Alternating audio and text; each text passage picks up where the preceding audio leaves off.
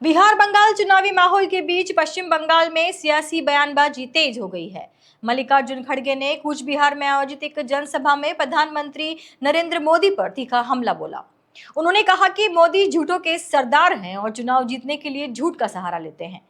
खड़गे ने महिला आरक्षण कानून को लेकर भी केंद्र सरकार पर सवाल उठाए और कहा कि अगर सरकार वास्तव में गंभीर होती तो सभी दलों की बैठक बुलाकर इसे लागू करने की प्रक्रिया तय करती, न कि सिर्फ संसद सत्र बुलाकर राजनीतिक दिखावा करती। उन्होंने आगे कहा कि मोदी सरकार दिखाने और खाने के दांत अलग अलग रखती है, यानी जनता के सामने कुछ और वास्तविकता में कुछ और करती है। इसी बीच असम के मुख्यमंत्री हिमंता बिस्वा शर्मा ने पश्चिम बंगाल के मेदिनीपुर में बयान देते हुए विपक्ष पर पलटवार किया। उन्होंने कहा कि कुछ लोग बाबरी मस्जिद बनाने की बात कर रहे हैं, लेकिन बंगाल किसी की निजी संपत्ति नहीं है। उन्होंने कहा कि भूमि रविंद्रनाथ टैगोर की है और ऐसे बयानों को किसी भी हाल में स्वीकार नहीं किया जाएगा। चुनावी गतिविधियों के तहत बीजेपी और अन्य दलों ने भी प्रचार तेज कर दिया है। केंद्रीय मंत्री जेपी नड्डा ने मुर्शिदाबाद में रोड शो किया, जबकि बीजेपी के राष्ट्रीय अध्यक्ष नितिन नवीन और अन्य नेताओं ने भी कई क्षेत्रों में प्रचार किया। वहीं योगी आदित्यनाथ ने पश्चिम बंगाल में कहा कि इस बार ममता बनर्जी की राजनीति का अंत तय है। टीवीके के प्रमुख विजय के खिलाफ भी विवाद बढ़ गया है। उनके चुनावी हलफनामों में संपत्ति के आंकड़ों में करीब 100 करोड़ रुपए के अंतर को लेकर मद्रास हाईकोर्ट ने चुनाव आयोग और आयकर विभाग को नोटिस जारी किया है। इधर मुख्यमंत्री ममता बनर्जी ने प्रधानमंत्री पर सरकारी मशीनरी के दुरुपयोग का आरोप लगाया है। उन्होंने कहा है कि चुनाव में केंद्र सरकार की मशीनरी का इस्तेमाल किया जा रहा है और विपक्ष को दबाया जा रहा है।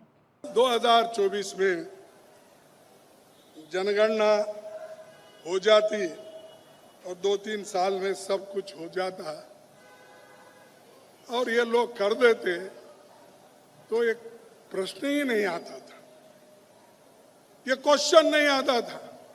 सब ढीला छोड़े और हमने यहां तक की उनसे विनंती, अरे शाह साहब, मोदी साहब, आप एक काम करो, अब चुनाव चल रहे हैं, इसीलिए चुनाव के बाद सब पार्टी के लोगों को बुलाइए, हम सभी मिलकर बैठेंगे और तय करेंगे किस ढंग से महिला रिजर्वेशन को हम पास करना है।